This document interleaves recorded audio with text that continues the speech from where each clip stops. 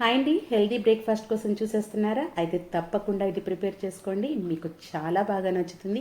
ఎవరైతే weight loss అవుదాం అనుకుంటున్నారో కూడా వాళ్ళకు కూడా బాగా పనిచేస్తుంది.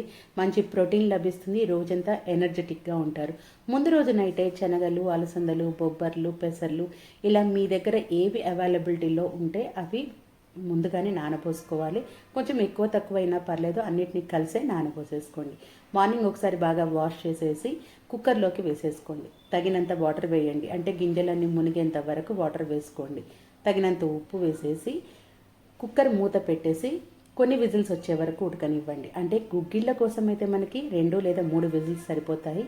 కానీ ఇక్కడ మనకి ఇవి పెసర్లు పేస్ట్ లాగా అయ్యే వరకు ఉడికించుకోవాలి. అంటే దాన్ని బట్టి మీ కుక్కర్ని బట్టి ఉడికించుకోండి.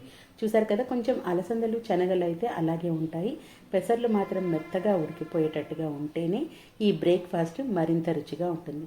ఒకసారి మొత్తం గరిటెతో కలిపేసుకున్న తర్వాత ఇప్పుడు స్టవ్ మీద చిన్న ప్యాన్ పెట్టుకొని ఆయిల్ వేసుకొని, నెయ్యి అయినా వేసుకోవచ్చు, ఆయిల్ అయినా వేసుకోవచ్చు, అది మీ ఇష్టం.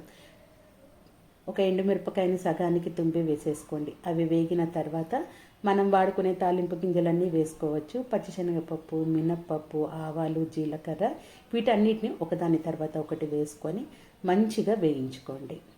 వీటి వల్ల తినేటప్పుడు మంచి టేస్ట్ అయితే వస్తుందండి. తాలింపు గింజలు అంటే పచ్చిశనగపప్పు, మినప్పప్పు పంట కింద తగిలితే కూడా భలే రుచిగా ఉంటుంది. నచ్చేవాళ్ళు ఇంకా కొన్ని ఎక్కువ కూడా వేసుకోవచ్చు. అవి వేగిన తర్వాత సన్నగా కట్ చేసుకున్నటువంటి ఉల్లిపాయని, అలాగే ఒక 6-7 పచ్చిమిరపకాయలని మధ్యకి చీల్చి వేసుకోండి.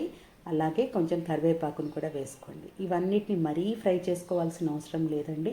కాస్త ఉల్లిపాయ కొంచెం మెత్తదనం వస్తే చాలు, ఎక్కువగా ఓవర్గా ఫ్రై చేసుకోవాల్సిన అవసరం లేదు. నచ్చిన వాళ్ళు అల్లం ముక్కల్ని కూడా వేసుకోవచ్చు, అది మీ ఇష్టం. ఇంకా స్పైసీనెస్ కోసం మనం ఓన్లీ పచ్చిమిరపకాయనే వాడతాం కాబట్టి కొంచెం ఎక్కువ తీసుకోండి, బాగుంటుంది. ఇవి కాస్త వేగిన తర్వాత కుక్కర్ని మళ్ళీ స్టవ్ మీద పెట్టేసి ఈ తాలింపునంతా కూడా వేసేసుకొని, మళ్ళీ ఎక్కువ వాటర్ ఉంటే మాత్రం కాస్త ఉడికించుకోండి, లేకపోతే ఇలా కలిపేసుకోండి. కొంచెం చల్లారిన తర్వాత మరి కాస్త గట్టిపడుతుంది. వీటన్నిటిని ఇలా 2 నిమిషాల పాటు ఉడికించుకున్న తర్వాత ఫైనల్గా నిమ్మకాయ రసం పిండేసుకోండి. నిమ్మకాయ రసంతో ఈ బ్రేక్ఫాస్ట్కి మరింత రుచి అనేది వస్తుంది, ఇంకో లెవెల్లో ఉంటుంది.